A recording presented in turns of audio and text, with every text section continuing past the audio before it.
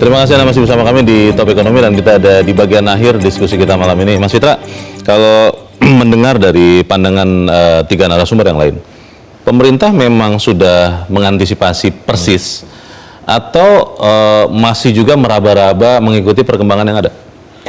Ya, kalau kita bicara mengenai kebijakan itu selalu data driven ya. Bahkan Pak Presiden sejak tahun 2025 sudah mengantisipasi ya pergerakan geopolitik ini, dan juga dalam beberapa pertemuan rapat kabinet bahkan ya, yang waktu itu saya juga hadir bersama Pak Fuad, beliau sudah menginstruksikan bahwa ini rupiah memang harus ditangani dengan segera. Makanya beberapa pekan setelah itu ya ada konsolidasi yang juga dipimpin juga oleh Pak Dasko ya, salah satu untuk mempertemukan dua elemen otoritas yang sebenarnya saling independen ya, tetapi ya harus ada koordinasi juga kan, biar bagaimanapun. Yang sebenarnya kerjasamanya sudah bagus kan? Sudah bagus, tapi dibuat lebih bagus lagi ya. Salah satunya adalah diperlihatkan dan juga kemudian ada produknya. Produknya adalah perbaikan dari kurva imbal hasil yang langsung direspon oleh pasar gitu ya, dengan baik. Nah, oleh karenanya ke depan kita juga melihat ya, dan tadi masukan Pak Bob bagus sekali bahwa kita juga harus melakukan ya, antisipasi dari awal dalam hal ini. Kalau dalam proses pembuatan kebijakan ada yang disebut sebagai regulatory impact assessment itu yang biasa sekali dilakukan. Nah, ini mungkin bisa dilakukan lagi ya dengan lumayan intensif ya, karena ada beberapa kebijakan yang memang sifatnya memang perlu segera, tetapi ada beberapa kebijakan lain yang memang harus komplit foresight-nya harus. Sekarang kan Bank Indonesia, Mas Fitra, sudah beralih nih dari pro growth untuk saat ini jadi pro stability dengan menaikkan BI rate begitu rupa. Itu kan ada harga yang harus dibayar, kenaikan suku bunga kredit pasti akan meningkat. Itu sudah terantisipasi juga oleh pemerintah. Pemerintah tidak apa-apa menahan dulu pertumbuhan, mungkin tidak setinggi yang dicanangkan Menteri Keuangan misalnya, mungkin bisa 5% saja gitu, atau tidak sampai 6%, atau sudah punya formula untuk oke lah, saat ini rupiah sudah stabil, pertumbuhan tetap masih bisa dikejar, atau memilih untuk menjaga rupiahnya saja dulu? Begini, rupiah itu kan juga merupakan komponen pertumbuhan. Bagaimana juga rupiah itu translasinya ke ongkos produksi ya. Kalau kita lihat ya di industri manufacturing, rupiah itu sangat signifikan gitu ya, karena kan komponen impornya juga lumayan tinggi gitu ya. Nah, dalam konteks pilihan-pilihan kebijakan, nah maka kita bisa melihat memang ada trade-off-nya dari sisi pertumbuhan. Tetapi target pertumbuhan ekonomi yang dicanangkan secara formal pemerintah kan 5,4%, itu masih bisa tercapai ya, insya Allah. Karena kan tahun ini ya, kuartal 1 kan 5,61%. Ya, jadi kita masih bisa menjaganya supaya tetap 5,3-5,4%.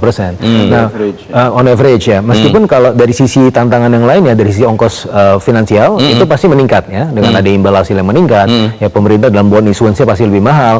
Begitu juga dengan suku bunga Bank Indonesia yang sudah dinaikkan 75 basis point ya. Nah, ini tapi kan kita harus melihat ini apa yang harus ditangani dulu dengan segera. Kalau kita bicara mengenai ada ongkosnya suku bunga, tapi di sisi yang lain ongkos dari rupiah yang terdepresiasi itu jauh lebih besar lagi, maka itu yang menjadi lebih fokus kan. Apakah pandangan Mas Fitra ini, Pak Bob, pengusaha juga meyakininya juga? Kan nanti yang menghadapi para pengusaha apa ketika mau kredit modal kerja misalnya, otomatis bunganya sudah naik gitu. Bagaimana? Ya, kita lihat kan faktornya ini bukan hanya perang Iran dan US, juga ada kebijakan ekonomi di US sendiri ya. Itu juga kita jangan lupa, itu juga masih mempengaruhi ekonomi kita ke depan. Bagaimana kita mengantisipasi hal tersebut ya, karena inflasi Amerika tinggi ya. Ya, inflasi Amerika tinggi, kemudian juga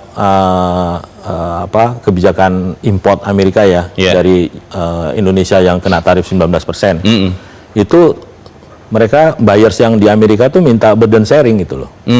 Jadi kita harus menanggung juga sebagian kenaikan biaya impor. Itu juga mempengaruhi juga, terutama untuk industri padat karya kita yang ekspor ke US paling utama, dan itu menyerap tenaga kerja.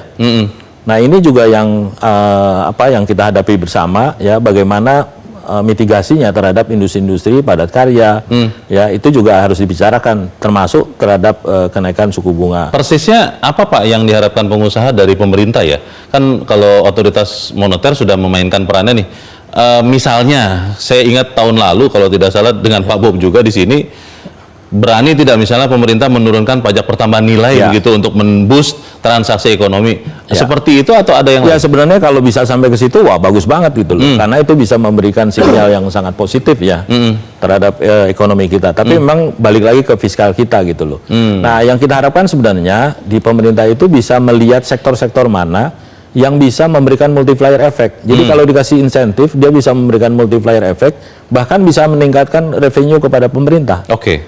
Nah, ini yang sektor-sektor yang harus kita pilih untuk kemudian dibuat kebijakan. Contohnya seperti apa tuh, Pak? Ya, saya nggak enak karena saya di sektor otomotif, saya ngomong otomotif lagi. Ya nggak apa-apa, kan? Kalau memang itu benar-benar harus ada kajian.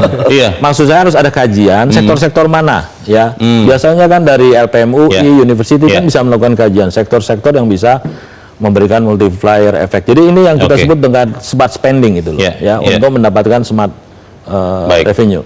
Mas David, yang harus lagi dilakukan oleh otoritas bursa, ya saya bilang pasar modal, yang para pelaku melihat harus dilakukan apa lagi? Oh, ada banyak yang bisa mereka lakukan. Di antaranya adalah mungkin yang paling simpel adalah untuk meningkatkan capital inflow, bisa dengan mempermudah bagaimana institusi foreign ataupun individu dari foreign itu bisa invest langsung ke Indonesia. Nah, lalu kemudian bisa juga untuk seperti insentif seperti pajak dividen, itu juga harus bisa diturunkan. Lalu kemudian juga cukup banyak insentif lain, terutama dari sisi perdagangan dan mekanisme free float itu seperti apa. Jadi memang banyak yang bisa mereka lakukan, yang kalau misalnya ini dilakukan, tentu ini akan mempermudah arus modal asing tuh untuk masuk ke sini. Kalau sekarang kan barrier-nya kan orang asing tidak bisa langsung direct ke sini, harus pakai fund, dan fundnya juga mengikuti beberapa rules. Nah, ini yang kalau bisa diubah entry barrier-nya, ini akan meningkatkan capital inflow ke Indonesia sendiri. Itu ya keyakinannya ya. Capital gain juga. Pajak capital gain juga sama. Oh, supaya dikurangi. Ya, nanti bisa dihitung apakah finalnya tetap di 0,01% atau bisa dikurangi gitu. Oke. Terima kasih Mas David. Pak Fuad, terakhir Pak. Saya ingat S&P itu menulisnya begini Pak, ketika menurunkan outlook. Unpredicted policy making. Itu yang concern mereka. Mereka tidak bicara soal defisit anggaran, mereka tidak bicara soal target pertumbuhan ekonomi, angkanya nggak masalah. Anda melihat yang terjadi dari saat itu sampai sekarang sudah menjadi semakin predicted dalam pengambilan kebijakan khususnya fiskal, pemerintah dan juga moneter, atau ada yang masih harus diperbaiki Pak, menurut Anda? Saya melihatnya bahwa meningkatkan koordinasi fiskal dan moneter. Artinya ya juru bicaranya lah katakanlah itu kan ada Gubernur BI dan Menteri Keuangan itu ditingkatkan terus. Saya rasa ini akan menambah juga kepercayaan kepada pasar. Dan ini mungkin akan meningkatkan juga kan penerimaan daripada masyarakat kepada kebijakan-kebijakan pemerintah itu. Itu yang saya harapkan. Saya rasa itu akan cukup efektif lah. Ya. Di samping itu juga tentunya sektor realnya itu harus dibenahi, itu yang dibilang oleh Pak Bob itu tadi ya, supaya dibenahin sektor realnya. Nah, faktor yang lain yang harus diperhatikan adalah jangan sampai ada, karena prospek ini kan dilihat dari kalau ada kekhawatiran, kalau ada apa-apa, makanya harus diperhatikan mengenai ketersediaan bensin, jangan sampai pada antri bab. Kayak di Amerika harganya tuh udah naik semuanya tuh, naiknya luar biasa. Kalau di kita, wah udah nggak karu-karuan tuh, rakyat nggak sanggup. Di Amerika di mana-mana kan naik, tapi barangnya ada. Gitu kan. Kalau di kita murah, barangnya nggak ada, percuma juga kan. Sama saja ya. Nah, jadi kita alhamdulillah sudah tidak naik. Rakyat Indonesia harusnya sudah senang sekali karena di mana-mana barang naik kan, harga-harga barang-barang minyak ini. Kita itu harus dicukupin. Kalau orang rakyat pindah ke Pertalite-nya ditambah. Kalau ini pertama harga turun, ini cepetan diturunin. Dengan begitu kita keadaannya akan tidak ada kejadian sesuatu baik. Itu juga nanti dari SP itu akan outlook-nya kan bagus juga. Baik, kita harapkan apa yang kita bicarakan di sini juga bisa menyumbangkan perbaikan bagi kondisi ekonomi kita. Mas David terima kasih, Pak Bob terima kasih, Mas Fitra terima kasih, dan Pak Fuad terima kasih. Dan pemirsa, demikianlah akhir dari Top Ekonomi untuk malam ini. Atas nama teman-teman yang bertugas, saya Leonard Samuel mengucapkan terima kasih untuk kebersamaan Anda. Selamat malam, sampai jumpa.